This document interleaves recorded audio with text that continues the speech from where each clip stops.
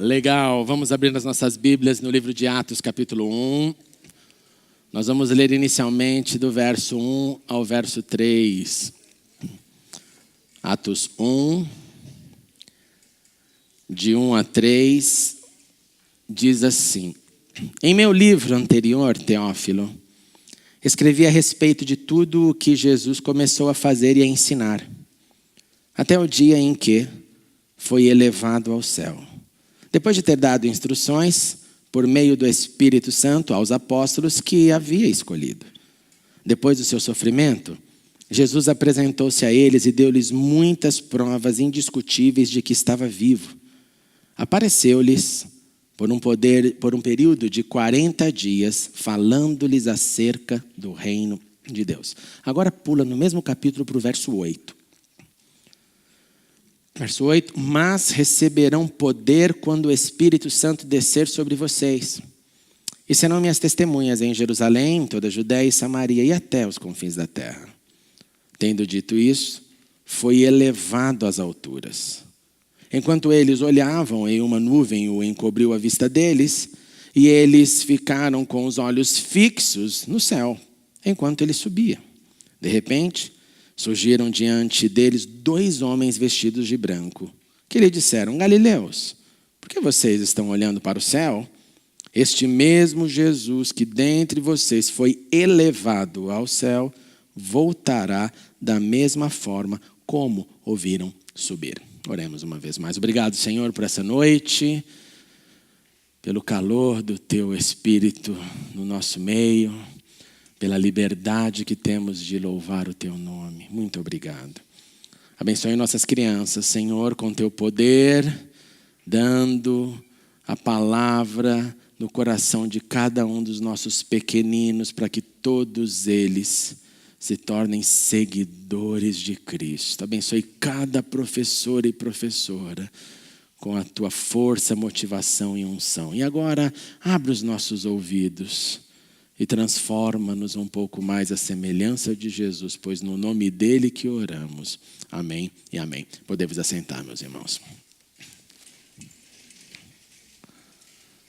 O evangelista Lucas escreveu não só o evangelho de Lucas, mas também o livro de Atos.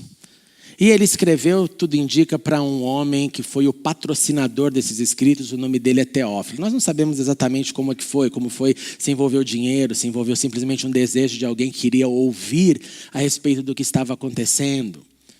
Nós não sabemos qual eram todos os desejos desse homem, mas o fato é que ele foi usado por Deus para, patrocinando essa empreitada de análise histórica, de entendimento dos fatos, escrita dos fatos e promoção dos fatos. Não só Teófilo fosse informado do que aconteceu com a chegada de Jesus, com o ministério de Jesus, com a morte e a ressurreição de Jesus, mas toda a comunidade cristã, que ganhou um evangelho numa época em que outros evangelhos estavam sendo escritos também. Você tem na sua Bíblia Mateus, Marcos, Lucas, João. Não, obviamente, numa ordem cronológica de aparição na história. Mas quando Lucas escreve na sua introdução, você vai ler que ele percebe lá em Lucas que muitos estavam escrevendo, muitos estavam falando, muitos estavam tendo uma empreitada, mas que ele sim colocaria em ordem cronológica os fatos reais. O que significa isso? Ele estava tentando, então, combater outros evangelhos escritos por outras pessoas. É como se hoje você tenha um tema e várias pessoas queiram escrever sobre este tema de uma maneira aleatória. E Lucas, então, fala, não, eu fiz uma análise dos fatos. Por isso que o evangelho de Lucas é extremamente cronológico. Se você quer mais história, você tem que ir para o evangelho de Lucas. Isso é fato. Mas ele escreveu também o livro de Atos. Ele então parte da ideia do evangelho e vai agora para o nascimento da igreja, para aquilo que o Espírito fez, para aquilo que aconteceu após os 40 dias ali, dentro daquele período de Pentecostes que viveram, expectativa de poder, e depois do poder é manifestado, a igreja nasce. Então nós temos um evangelista que entendeu bem a vida de Cristo, um evangelista que entendeu bem o derramar do Espírito e as primeiras ações, as primeiras atitudes do Espírito na igreja e a igreja que acabou de nascer. E é interessante que, como nós temos estudado nessa série, nós temos a expectativa da promessa em Pentecostes. Passado 40 dias, acontece a ascensão de Jesus. Jesus é elevado aos céus. Jesus diz tchau para os seus discípulos. Jesus agora volta a Deus Pai. E essa ascensão, de alguma forma, entra na minha imaginação e na sua, cada um com a sua criatividade. Eu trouxe aqui algumas artes para você analisar. Coloca para mim, por favor, André. Essa, para você ter uma ideia, é uma arte do século XIV, de um pintor italiano. Para ele, a ascensão é essa cena, onde nós temos apóstolos embaixo, você vê pela auréola, né, ali, como representando os santos, você vê anjos, que são esses dois homens, você vê uma comunidade celeste, que nós não sabemos definir bem, mas imagina, um pintor faz essa expansão da sua criatividade no século XIV. A próxima foto, nós temos também um outro pintor italiano, você vê que aí é um pouco mais, parece quase mais uma pintura com mais detalhes. O nome dele é Pietro Perugino, também século XIV e XV, e ele coloca ali de novo uma comunidade celestial muito grande, gente que a gente não entende exatamente o que está fazendo, mas você vê ali músicos, você vê ali que tem anjos que tocam, anjos que contemplam, pessoas que veem somente a ascensão. A próxima foto é interessante, porque analise bem essa pintura, é uma pintura alemã. Nós só sabemos que ela é do século XVI, mas não sabemos quem é o pintor. O nome dela é o Disappearing Feet, é os pés que estão desaparecendo, porque se você vê no topo da arte, nós temos os pés de Jesus subindo. Esse não quis dramatizar, ele não quis colocar em arte o que estava acontecendo ao lado de Jesus nas regiões celestiais, mas simplesmente os pés dele. É muito interessante essa arte. A próxima é de Rembrandt, que é um mestre pintor holandês, século XVII. Eu gosto dessa. Ela é meio obscura, ela tem um Jesus mostrando a sua glória e aonde ele está a luz, mas o mundo que ele deixa é escuro. Repare isso. Aonde ele vai, luz vai com ele, mas agora os seus discípulos teriam que enfrentar o mundo que jaz no maligno. É interessante isso. E a última foto é de um pintor anglo-americano, Benjamin West, século XIX. Eu acho também muito bela essa, porque essa tem essa cara de mais modernidade, mais detalhes, as cores usadas, tem um realismo maior de gente, de céu e diferença, né? De novo, tendo a luz, tendo os seres celestiais. Muito obrigado, André, valeu. Eu tenho as minhas imagens na cabeça, você tem as suas. Já parou para pensar como deve ter sido Jesus reunindo com seus discípulos? Quem foi lá para Israel e subiu lá no Monte das Oliveiras, imaginou naquela região, talvez tenha uma criatividade. Como deve ter sido parar, olhar e ver Jesus subindo? É só você imaginar, às vezes alguns mágicos colocam esses vídeos no YouTube, né, fazendo fulano está levitando, né, daquele clima, todo aquele alvoroço. Imagine assim, o que você traz na cabeça desse ato? Jesus subindo. E nós podemos imaginar como cada um desejar, o fato é que com certeza foi algo chocante.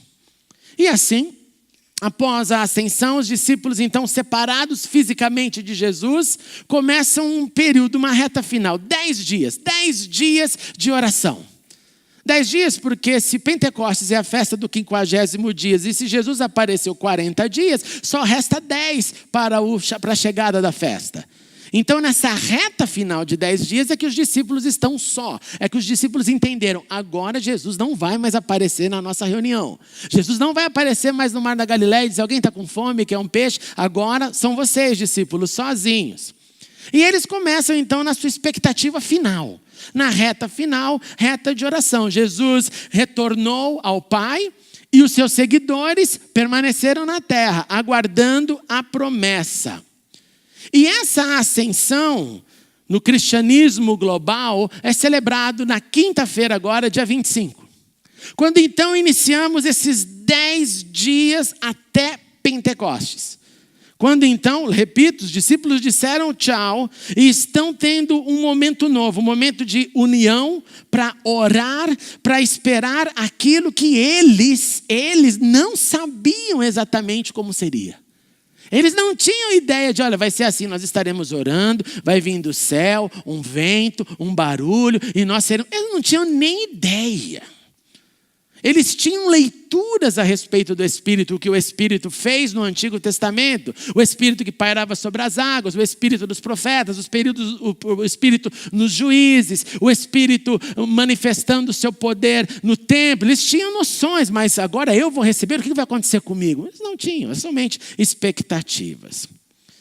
Agora, algo eles já faziam e algo eles continuaram a fazer nesses 10 dias, que foi então, já que agora sozinho estamos, já que agora são 10 dias finais, vamos continuar fazendo aquilo que Jesus mandou a gente fazer e que a gente já faz, que é orar coletivamente. Então, pensando nesses 10 dias que se iniciam dia 25 agora, e pensando que o que nós sabemos fazer, o que devemos fazer é orar, eu quero refletir um pouco com você sobre a oração e os desafios da oração. Se eu fosse você, eu tomaria nota disso. E eu começo com a oração individual formal. O que é oração individual formal? A oração individual formal é a oração que acontece num ambiente quando eu me preparei para este momento e eu preparei o ambiente para orar. É quando Jesus fala, vai para o seu quarto.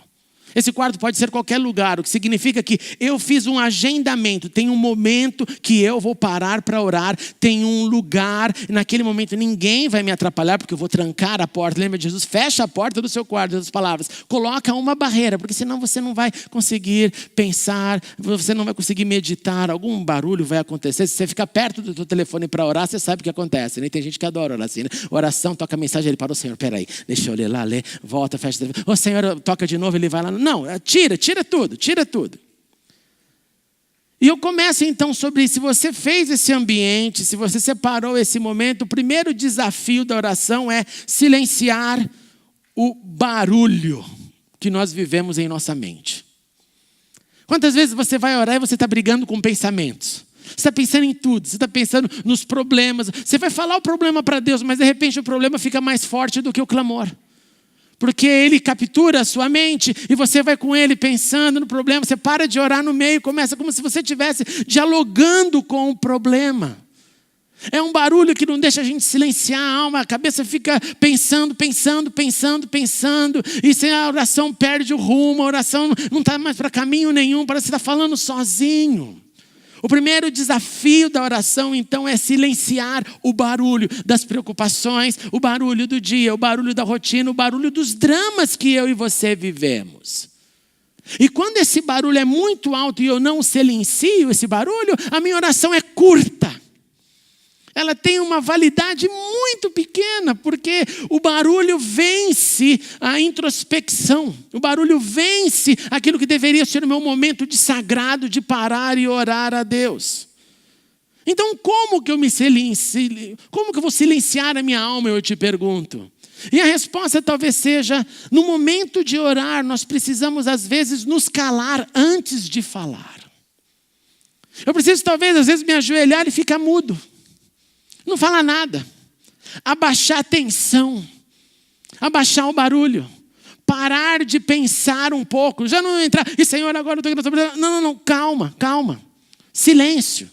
E quando o silêncio invadir, e quando as preocupações que você e eu vamos colocar diante de Deus, eles se calarem, eles estiverem domesticados, esperando a hora que eu vou falar com Deus, aí eu sinto aquele alívio, aí eu, Senhor, eis-me aqui. E falo com calma, e falo com pausa, e vou identificando. Se o barulho começar a vir de novo e começar a me sequestrar, eu para. Silêncio. Se quiser fazer até faça, irmão, mas silencia a alma. Não dá para orar com barulho na mente. Não dá para orar quando o drama é mais forte que o desejo de falar para Deus o que está sentindo. Silencie a alma, silencie a mente, silencie os pensamentos. Quando o oriental se converte, ele entende muito bem isso. Porque ele está acostumado na meditação. Então, para ele, a oração é muito mais produtiva, porque ele sabe calar o seu interior e não ficar nesse fast food que a gente tem, correria de pensamentos e barulhos. Silencie a sua mente para orar. Quanto maior o silêncio, maior vai ser a sua oração. Orar nem sempre é fácil, não só pelo barulho, mas também pela falta de intimidade. Não é fácil eu conversar longamente com alguém que eu não tenho intimidade. Por quê? Porque é restrita a conversa. Eu posso falar algumas coisas que eu acho que vai ser tranquilo e outras coisas eu não vou falar, não tenho intimidade. Então é limitado, é o tempo, é o clima, é não sei o quê, a política, papinhos. Agora, quando eu tenho intimidade, eu quero falar mais. Eu quero encontrar para conversar tudo o que está passando. Então, se eu não tenho intimidade com Deus, olha o problema, e não quero desenvolver essa intimidade, a minha oração é sempre restrita a um papo extremamente trivial. Eu vou ficar só nas redondezas, eu vou ficar só falando algumas coisas, e não há aquela minha abertura. E Deus, é claro que Ele conhece o que eu penso, Ele sabe o que eu teria para dizer, mas o diálogo vem de mim, vem de você. Você não vai orar e Deus fala assim, oi, que bom que você chegou, vamos lá então, deixa eu te dizer, aqui no céu está assim, assim, assado, fulano lá está me dando trabalho. Não, sou eu que vou falar com Ele. Então essa minha intimidade que me faz sentir relaxado, tranquilo na presença dEle, é algo que cresce à medida do tempo que eu passo com Ele. E essa intimidade vai gerando um repertório de conversa cada vez maior, cada vez melhor, cada vez mais profundo. E o contrário disso é eu fazer sempre a mesma oração. Você já se pegou fazendo a mesma oração? A mesma oração, todos nós fazemos, repetimos, nós falamos assim na tradição protestante, nós não rezamos, nós oramos. Mentira, mentira. Você reza um monte de vezes, um monte, reza pra caramba. Porque repete a mesmíssima oração. Ela só não chama Pai Nosso que estás no céu, santificado Ave Maria, ela só não é assim. Mas ela é o mesmo item, Senhor, Senhor, em nome de Jesus, amém. É igual, é reza, é uma repetição. Eu não tenho nada contra. Mas só para te mostrar que se nós não temos intimidade que quer abrir o coração e ir colocando um repertório novo, eu vou simplesmente diminuindo a minha conversa com Ele. E esse é um desafio também. Orar agora vai além do ser fácil, vai além do transpor o difícil, as dificuldades, mas orar é impossível no meu íntimo, no meu individual, quando eu não me abro para Deus. Se eu não me abrir para Deus e ficar achando que Deus está ouvindo a oração que eu quero que Ele escute, porque Ele só vai ouvir aquilo que eu quero falar e não vai ouvir aquilo que eu não quero falar, você está perdendo seu tempo. Eu tenho que chegar diante de Deus sabendo que Ele sabe de tudo. Ele sabe até a palavra que vai chegar na minha boca antes dela chegar. Então Ele já sabe de tudo. Então por que a gente ora? A gente ora porque esse é o exercício que nós precisamos fazer por nós mesmos, não por Deus. Você acha que Deus precisa da sua oração, da minha? Você acha que Deus está depressivo lá? Poxa, o André não orou hoje, que tristeza, Ele não vai me ajudar na oração. É o contrário.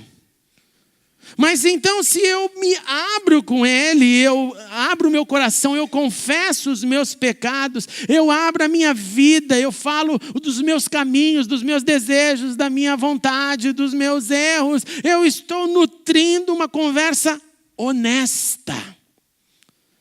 E é muito comum nós termos orações cheias de desonestidades, porque elas ficam em superfícies que não estão levando eu e você para lugar nenhum. E a pessoa se levanta achando que foi justificada porque orou, falou e não falou nada, falou e não disse nada. A oração tem que ser honesta, a oração tem que abrir, a oração tem que escancarar o que sentimos, o que vivemos, o que queremos, o que necessitamos, o que o adoramos. Todos os dramas têm que ser colocados diante de Deus. E o último desafio da oração individual é a procrastinação devido à correria do dia a dia. Eu fico achando, não, depois vai dar tempo, então eu passo esse tempo. Não, depois vai dar tempo. Não, depois vai dar tempo. Depois vai dar tempo e esse tempo não dá. Aí eu procrastino, eu deixo para depois. E depois nunca chega. Deixa eu te falar uma coisa, guarde isso no teu coração. Deus não vai fazer tempo para você orar. Deus não vai fazer um tempo especial. Falar, filho, esse que te dou agora. Isso é tarefa minha. Isso é tarefa sua. Nós precisamos fazer na nossa agenda o nosso tempo de oração. Vencer essa correria. E é duro, claro que é. Com todos os entretenimentos, com todo o trânsito, com toda a vida. Não vai ser mais fácil, não vai ficar mais fácil. Então eu sou o que controla o meu tempo. E sou eu que tenho que priorizar o que vou fazer com o meu tempo. E não posso procrastinar. E a procrastinação da oração é um grande desafio. Então vence esse desafio com a sua disciplina. Naqueles últimos 10 dias, rumo ao Pentecostes, após a ascensão, os discípulos permaneceram juntos para orar. E agora eu entro no segundo nível, porque eles permaneceram juntos para orar. Jesus não disse para eles, agora é para orar no seu quarto e o Pai que te vê em secreto vai te ouvir. Não. Na expectativa entre a ascensão e Pentecostes, a ordem foi, permaneçam em Jerusalém. Jesus então estava empurrando os seus discípulos para uma oração coletiva e não individual. E eu te pergunto, quais são os desafios da oração coletiva? E aqui fica muito engraçado. Porque é o seguinte, às vezes nós temos uma simplicidade para orar, né? Muitas pessoas conseguem essa simplicidade de falar com Deus. De falar com Deus sem formalidade, de falar com Deus com palavras diretas, de abrir o coração como você abriria diante do seu pai que te ama, da sua mãe, e vai falando, Senhor, é isso, pai, papai, como você chama Deus, não importa. Aí chega no coletivo, vem uma formalidade absoluta. É uma palavra e 5 adjetivos.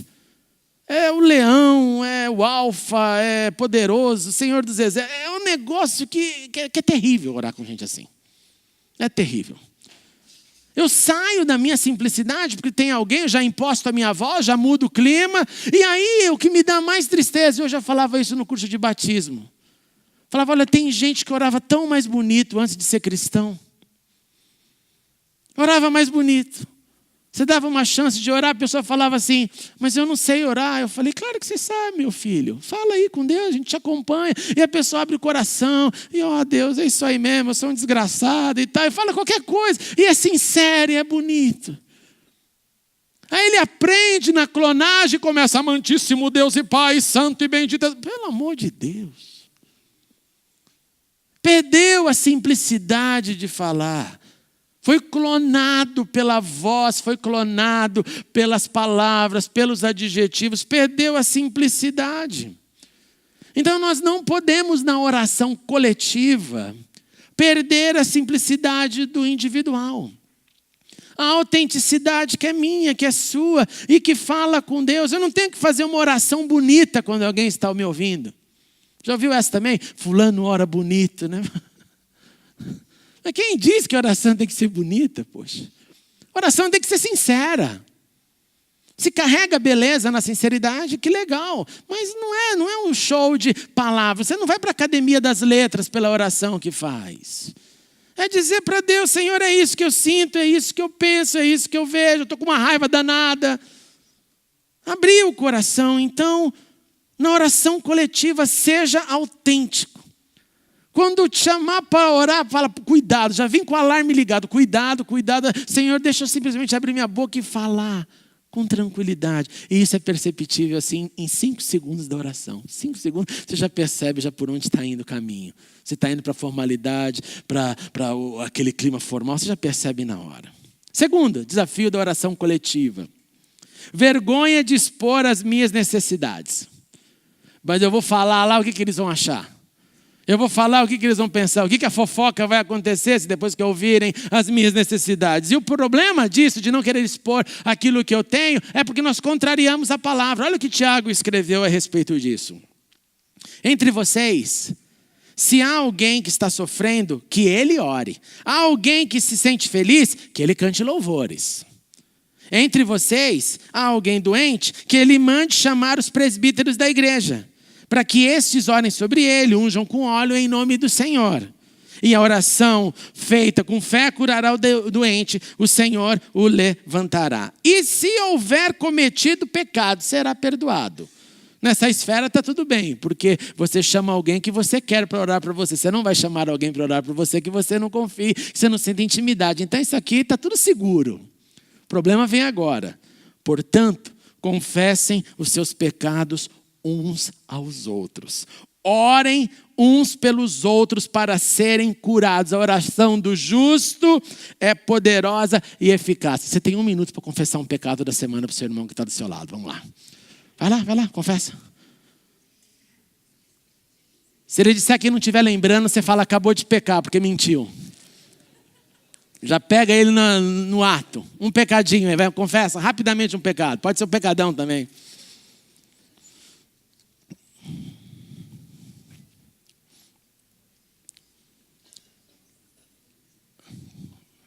É um exercício. Você percebe quando a gente fala isso, obrigado, volte para mim, a mente já trava de imediato? Já começa uma seleção natural de pecados. Não, aquele lá não vou falar não, é melhor falar aquele mais leve. Não, aquele lá não. Aquele ninguém sabe. A seleção já acontece naturalmente. E talvez você já até falou, todos nós erramos, né, irmão?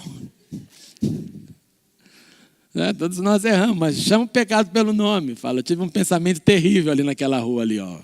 Tive um pensamento horroroso. Não deixe a vergonha te bloquear para que você deixe de confessar os seus pecados e as suas necessidades. Nós precisamos aprender a nos abrir na oração coletiva, dizer exatamente o que temos, o que sentimos, o que pensamos. E o Senhor que ouve, sim, manifestará perdão e graça, e você também abençoará aquele que ouve você. Terceiro desafio da oração coletiva é o simples ato de sair de casa. É o trânsito. Está chovendo. Com certeza hoje algumas pessoas olharam para o tempo assim e falaram assim, não, está chovendo, fica em casa quietinho, coberta, fica lá no sofá gostoso e tudo bem. O problema é que às vezes isso é reincidente quase todo domingo, né? Ou se não tiver sol absoluto, maravilhoso, o camarada não sai de casa. Para a oração ainda é pior. Então é um desafio de eu sair de casa para orar. E que se você fizer um paralelo, se eu ligar para você e disser assim, vem na oração, você vai me dar alguma desculpa. Agora se eu falar, meu irmão vai ter um jantar maravilhoso lá em casa, você está afim de vir? É quinta-noite, se você vem. O pastor chamou para comer lá na casa dele, a Cecília vai fazer não sei o que lá. Eu vou. Na hora dá um desejo, você descobre forças que você não sabia que tinha. Na verdade, anula tudo. Você esquece do outro dia que vai ter que acordar cedo. Você esquece de tudo. Não, vai ter um jantar, nós vamos no jantar. Mas você falou de orar, é um negócio maluco. Se torna um desafio simplesmente sair da minha casa. Andando a pé ou de carro, sair e ir para orar é um negócio inacreditável. Então é um desafio da oração coletiva, que sempre vai estar no nosso caminho. E por que isso acontece? Por que eu tenho, então, a facilidade para atender o jantar, a festa, o passeio, mas tenho dificuldades para atender o convite daquilo que eu digo que é importante? Eu digo que é importante orar. Eu nunca vi um cristão dizendo, não, orar não é importante. Todo mundo diz na teoria, é maravilhoso. E eu acho que isso acontece quando nós não vivemos poder na oração. Eu acho que isso acontece quando eu não tenho dependência da oração. Quando a oração não é uma necessidade na minha vida. Quando eu não dou valor para esse momento que enche meu coração e me dá força. Aí eu prefiro me arrastar com as minhas forças do que me debruçar nos pés do Senhor, do coletivo e crescer em oração. E eu vou carregando às vezes cargas sozinhos, porque eu não quero dividir, eu não quero orar, eu não quero clamar juntamente. Vença, meu irmão, isso simplesmente saindo de casa. Não pense muito. Não pense muito. É igual corrida. O Dr. Drauzio Varela tem uma frase que é maravilhosa. Ele diz assim, quando eu saio para correr de manhã, antes do meu dia inteiro de trabalho, que eu sei que eu vou ficar sentado numa cadeira de um consultório, atendendo pessoas, eu levanto e saio. E quando eu saio para correr, eu não cumprimento o porteiro, eu não cumprimento ninguém, e eu não faço alongamento antes de correr. Você fala, por que você não faz tudo isso? Porque se eu parar para cumprimentar o porteiro, eu vou começar a enrolar e vou falar, acho que é melhor não ir hoje não, amanhã eu vou. Se eu fizer alongamento, eu vou falar, estou com uma dor aqui, acho que eu não acordei bem, vou voltar para a cama. Então eu não posso fazer nada, eu saio sem pensar, que nem um louco. E qual é a parte mais legal? É quando eu termino e falo, graças a Deus, mais um dia eu corri. A saída para a oração coletiva é igual. Não pensa não, porque se pensar, a negociação vai vencer você.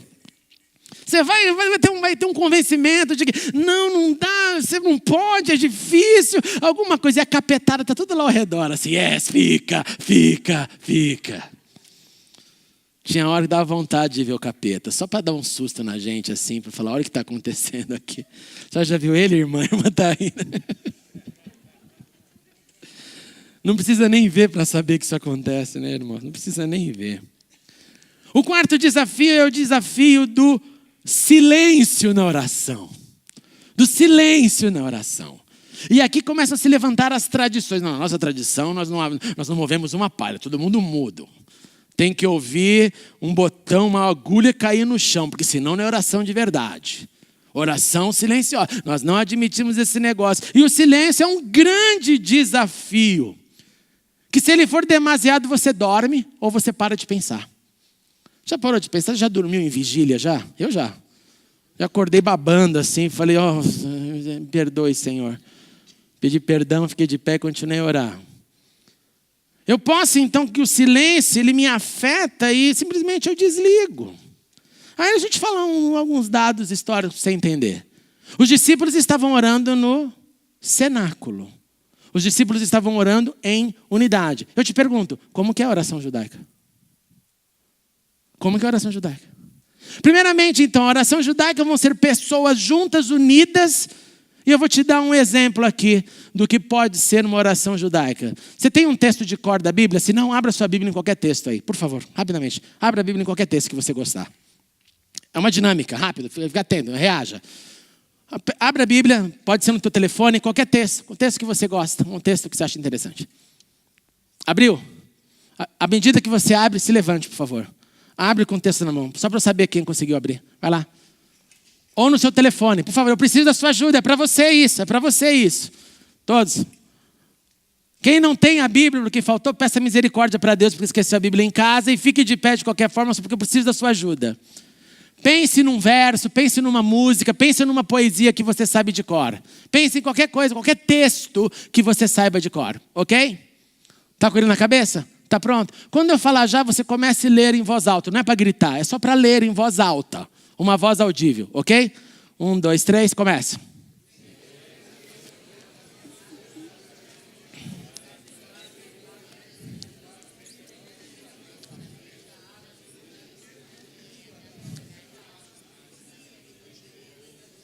Ok. Agora nós vamos ficar em silêncio por 10 segundos. Silêncio.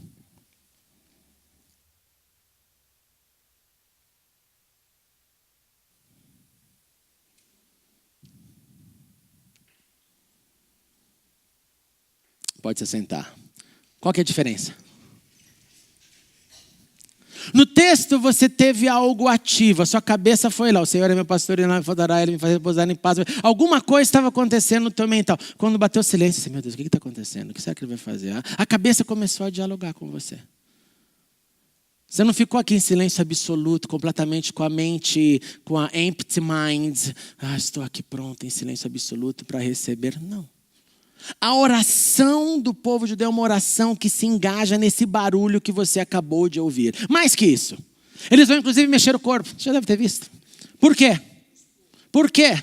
Porque eu tenho que manter a minha concentração, porque senão eu vou dormir, vou começar a falar besteira. Senão eu vou desligar. Você acha que no cenáculo eles chegavam lá, oi João, tudo bem? Ô Mateus, beleza? Beleza, vamos ajoelhar lá, fica silêncio. Valeu, já fiz a minha parte, até amanhã eu volto, hein? Dia 9. Dia 9, volta lá, oi, tudo bem? E aí, como é que tá? Vamos orar, volta para... Oração é o convívio, oração coletiva, é um encontro onde nós falaremos com o Senhor. É o momento que eu vou colocar a minha mente, o meu corpo, a minha alma, o meu entendimento, tudo para que a minha oração, junto com a sua, eu potencialize você, você potencialize a mim e o Espírito potencialize a todos. Porque se fosse para orar sozinho em silêncio, eu ficaria em casa. Eu não preciso de você para orar em silêncio. Eu preciso de você para orar em silêncio? Não. Mas eu preciso de você para juntos clamarmos. Então eu tenho convicção plena, baseada nesses fatos históricos da oração, e que é a oração que transforma, que é reflexiva, que no cenáculo o que não havia lá era silêncio. E é tão interessante que com o derramado Espírito, além das palavras, das línguas que eles falavam, o que Deus deu? Silêncio. O que Deus deu? O Espírito. E o que o Espírito fez? Outras línguas. Mais barulho e não mais silêncio. E o Espírito tocou todo mundo ficou mudo, contrito, tremendo, sentindo a presença de Deus. Não, falaram mais. E falaram mais, tocando outros povos e etnias e nações, com a expansão de línguas de outros povos. O silêncio é um desafio a ser vencido na oração coletiva. Como que eu venço isso?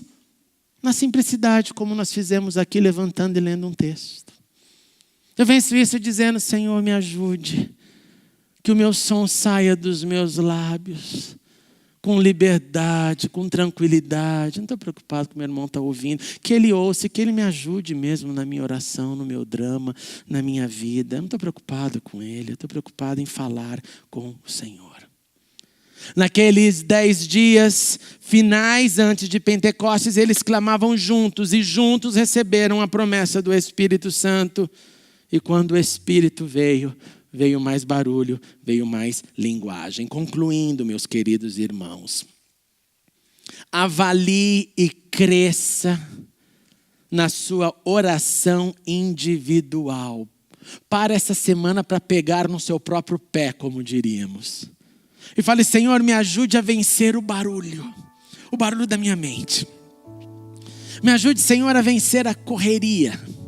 Me ajude a fazer o meu tempo na minha agenda para que eu possa orar. Avalie a sua intimidade. Você está escancarando para o Senhor os seus medos?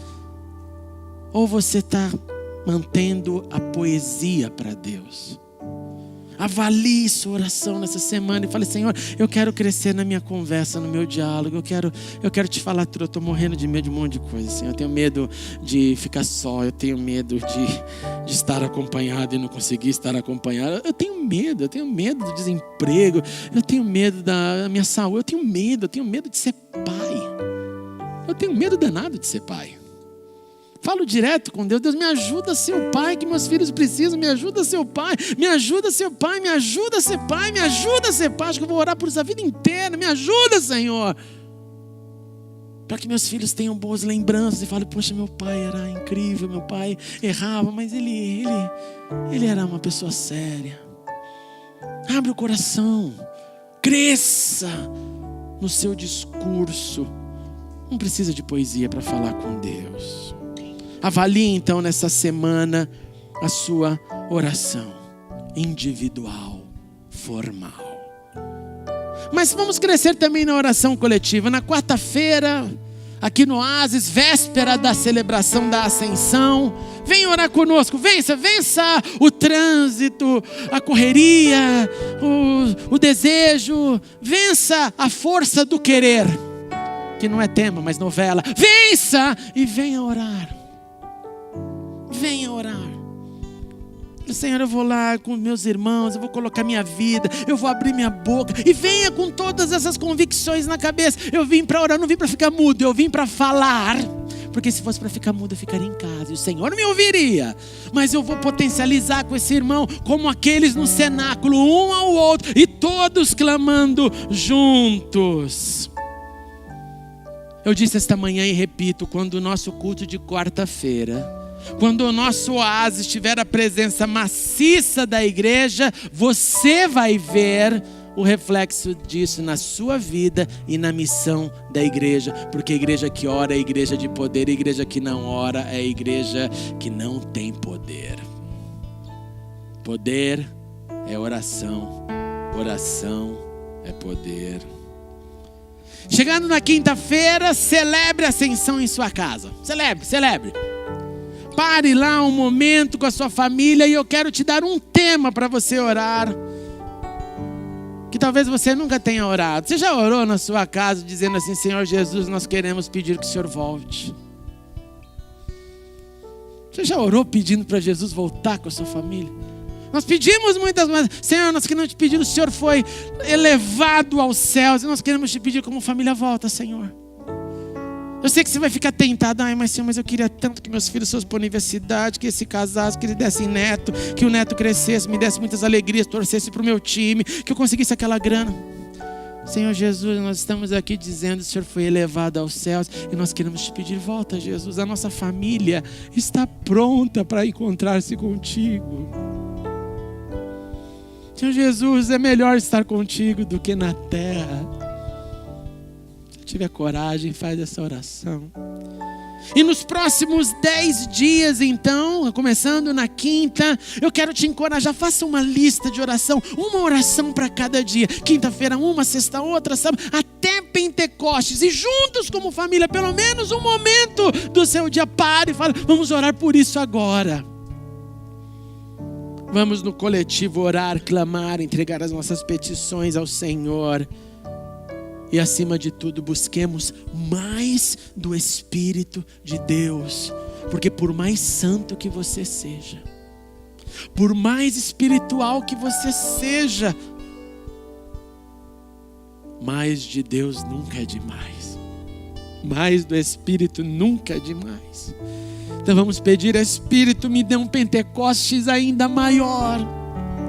Dê-me mais de Ti, dê-me mais de Ti. E assim vamos preparar a nossa alma para um Pentecostes com todo significado.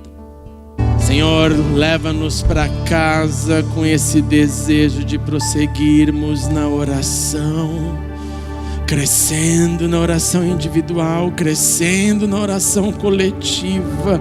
Imprime tudo o que pensamos em nossos corações, Senhor, e levante-nos para esse exercício rumo a Pentecostes, Deus. Queremos ter neste Pentecostes um marco na tua igreja, no crescimento da oração coletiva e individual. Entregamos a Ti as nossas petições, os nossos louvores e ações de graça, e declaramos a nossa crença que o nosso Redentor vive, e Ele se levantará a nosso favor. Ele se levantará a nosso favor. Desperta-nos logo ao amanhecer na segunda-feira para orarmos. Desperta-nos na quarta-feira para juntos clamarmos. Desperta-nos na quinta-feira, no início da ascensão, e que as nossas famílias sejam revigoradas pela oração em casa. E mantenha-nos unidos como filhos e filhas do Deus vivo. Que o Senhor te abençoe e te guarde. Que o Senhor resplandeça o seu rosto sobre ti e tenha misericórdia de ti. Que o Senhor sobre ti levante o seu rosto e te dê a paz. E que o amor de Deus e a graça do Senhor Jesus Cristo, a comunhão e o poder do Espírito Santo esteja com todos nós e com todo Israel de Deus, hoje e sempre. Amém e amém. Deus te abençoe.